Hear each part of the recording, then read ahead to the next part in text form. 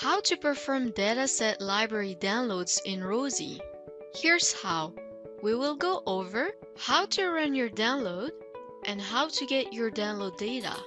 First, let's see how to run a dataset library download. When performing a download, always read the screen help first to make sure you understand the search parameters you need to use. We're going to run a course download. This is about scheduling, so it produces a download of all the courses offered within a term. From the ROSI main menu, type 1D in the direct command field. This is the resource download screen. We will run a download in academic activities to dataset library. Type B in the code field and hit enter. There are a couple of options here. You can choose all the courses in the session using the session code field, or all the courses of the academic year using the academic period field. You might want to download the courses just for the fall, or you may want the full winter, which is why you can use academic period. Make sure you complete all the relevant parameters for your report. For the purposes of our demo, I will use the session code. Type the session code or academic period you need to download. I will use 2029. The field only download academic activities with a section in the selected session / academic period, yes or no. It means if you only want things that are scheduled, you would say yes. But if you want to know all the courses that could be scheduled, you will type no. I only want scheduled courses, so I'll say yes. In primary organization code, enter the organization for your report. Do the same for secondary organization code. I am going to run undergraduate arts and science course in political science. There's no administrative organization in this case. The limiter is really important to be able to read your data. This is what separates the fields in your output, like a column in a spreadsheet. The $sign is the safest delimiter you can use. Don't use a comma, because if you've got an output that includes a course title, an address, or even a person's name, there could be a comma in there, and it will make it harder to read your data. Type the $sign in the delimiter field. The dataset name field is also very important, and there are some rules to follow. First, it will always start by your ROSI ID, so ROSI can direct your files to your ROSI Files account. Right after your ROSI ID, you need to type a period to put in the next branch. Then, you need to type a dataset name to identify the file for yourself.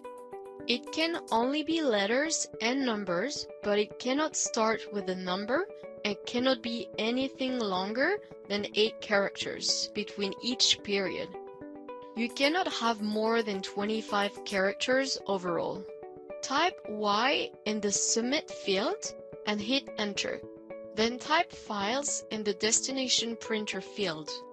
The point of using files is that there's an output file that tells you about the success of your download. You will see a job number at the bottom of ROSI's screen. Write it down if needed. Once you have completed your download, how to get your download data? Go to ROSI Files, open the folder with your user ID. Inside this folder, there is an other folder with your user ID and an I on the end. It's your job output folder. Open it. Find the folder with the date of the day, including your job number. It includes your download status, so you know if it's still completing, if it's completed, or if it failed. If you can't find your output, make sure that you see job.completed. Click the small arrow on the left side next to it. Here you see job.completed, which is telling you that your output is ready to use. The folder 01-step1 and 02-SMP00 also contains your output status and a PDF that you can ignore. This particular download ran quickly, but if it were something bigger or from enrollments or awards, you might need to come back to it an hour later. Under the output folders, you will notice a POLCRS file, which is the output of our download. I know it's the output because this is how I named it in the Rosie download command, and it's 0.6 megabytes big. In the modified column on the right, you can see a timestamp as well as the date stamp on the Rosie file's output. This information is important if you are doing multiple downloads. Click on the output file to open it. The file will show in your download bar at the bottom of your browser. Click the arrow pointing up beside your file name and click Open. Your Downloads folder will open and show your output file. Remember to keep student information safe. Watch the Managing Confidential Information Learning video. As for file deletion in Rosie files, files in the job output directories, like the I directories or subdirectories, and the EchoPrint directories, are considered temporary. Each night, anything older than 30 days is purged with no possibility of restoration. That's it! Now you know how to perform dataset library downloads in Rosie. Want to learn more about Rosie, Rosie files, or Rosie downloads?